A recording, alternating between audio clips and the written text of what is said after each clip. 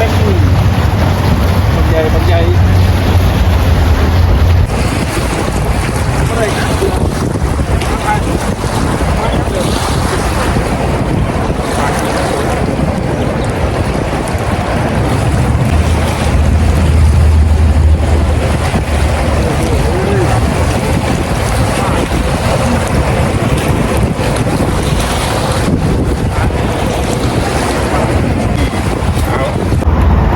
มาแล้วทางฟ้าแต่กินที่เคย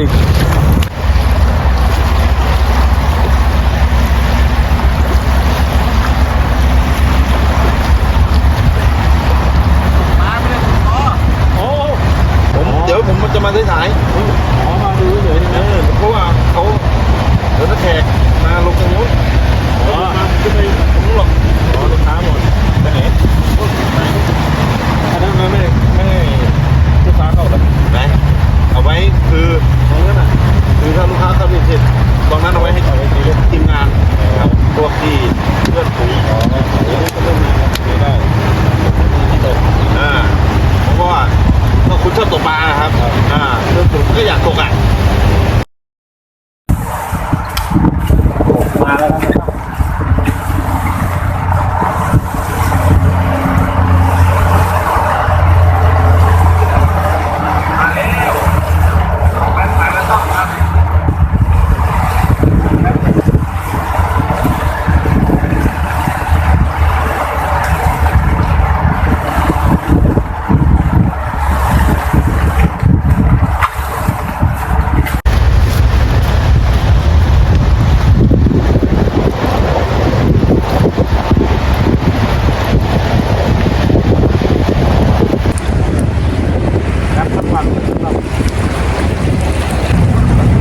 เป็ดนั่งดูเลยใช่ไหมนั่งดูเลยตักมาด้วยโ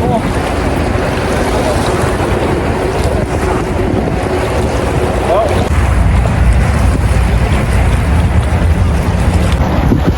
จะลงมา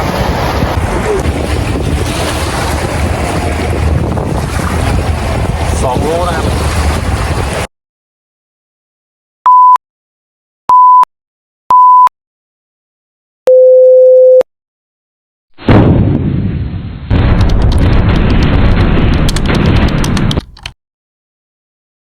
สวัสดีครับเพื่อนๆยินดีต้อนรับเข้าสู่ช่องบูดี้เที่ยวกินน้ำบ้านนะครับวันเช้านี้เราอยู่ที่ลำตะคองนะครับหมายน้าต่ำนะครับก็มาถึงตั้งแต่6 ทุ่มนะครับก็นอนเฝ้าเบ็ดมีกำลังเข้ามา3 ตัวนี่แหละแต่ว่ามันติดต่อเหยื่อผมก็ใช้เหยื่อเคแมนนะครับบ่มเอามาลุ้นกันวันนี้นะครับว่าเราจะเจอรถถังเนาะกับนางฟ้าไหมจัดแจ่มใสมากเลยลองกล้องใหม่เลยนะครับมันจัดหน่อยลงไปทั้งหมด7 คันหมายสวยมาก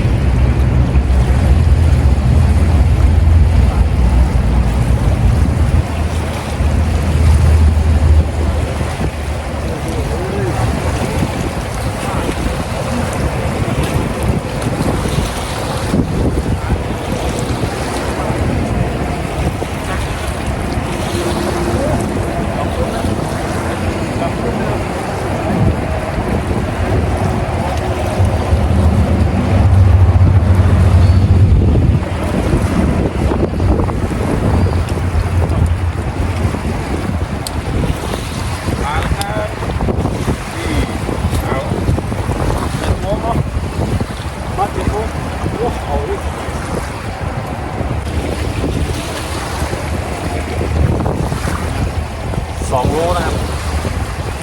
น้ำกว่ามาแล้ว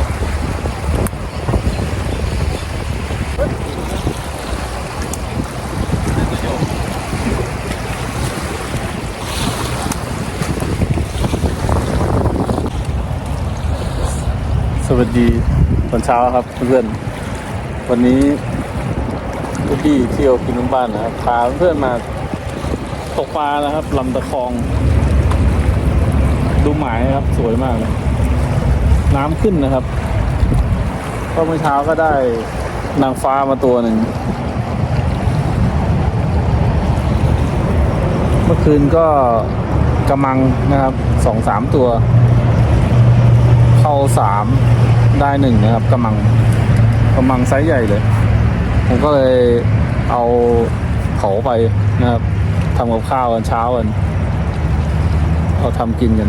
หมายสวยมากเลยเอามาลุ้นกันนะครับวันนี้ก็เราจะเจอรถถังไหมนะครับอากาศดีมากเลย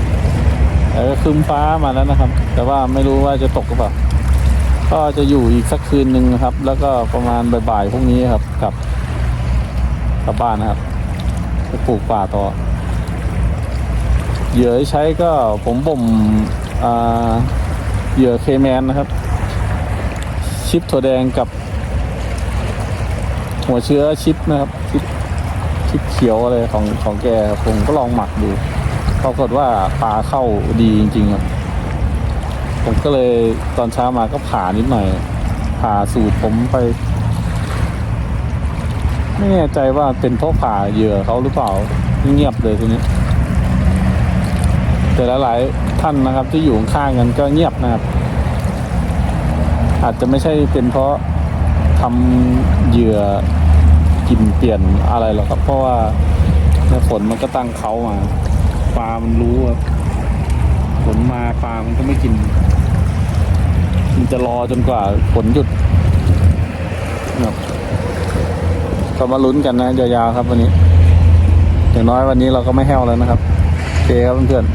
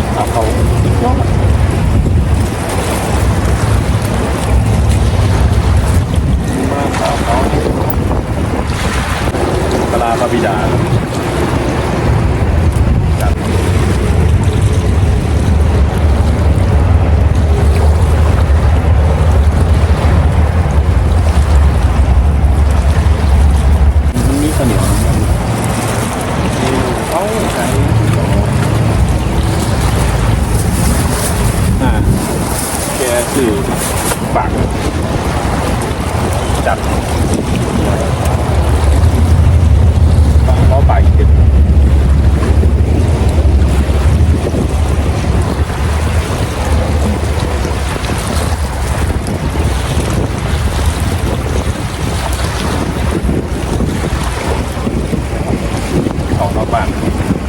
กินยังก็แซ่บ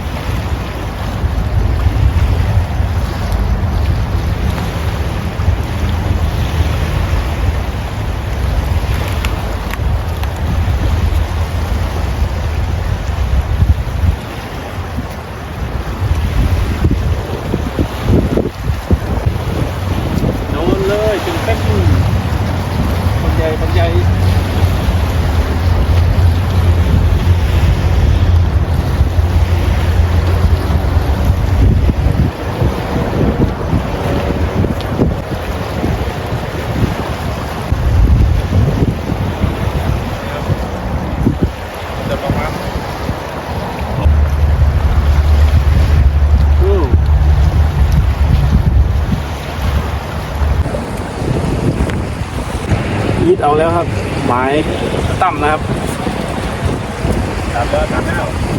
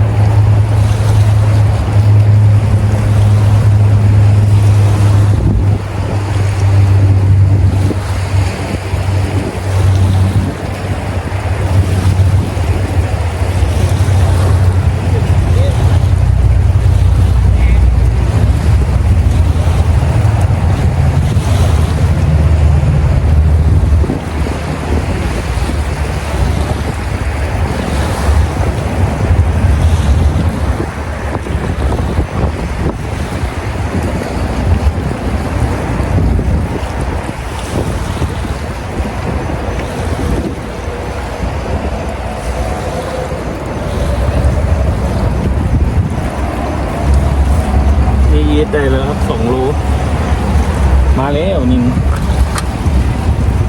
กินจะดีเหรอ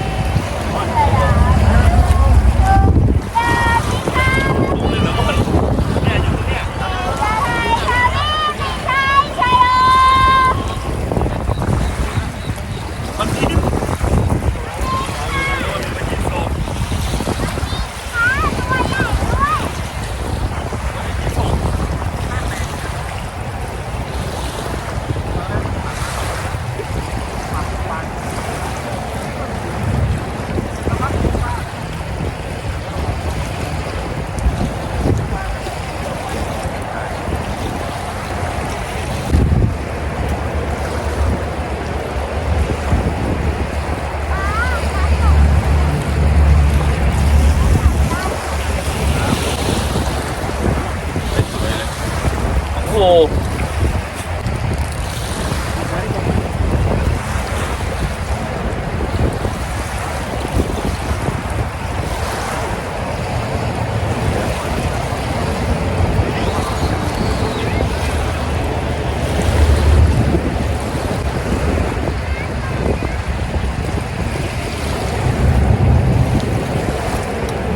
ว่ามันเป็น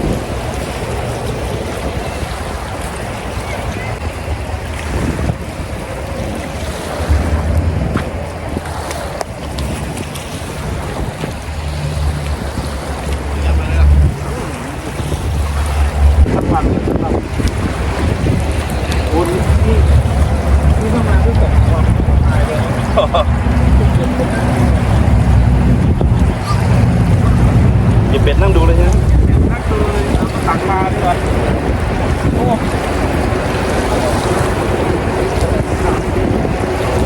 แล้วของเมื่อกี้ตัวเมื่อกี้ทำเมื่อกี้ใช่ไหมครับ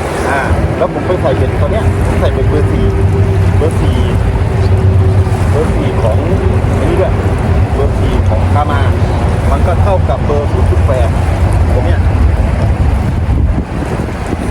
ได้ความแข็งครับแต่ก็มาได้ความแข็งน่าจะใช้ไม่ใหญ่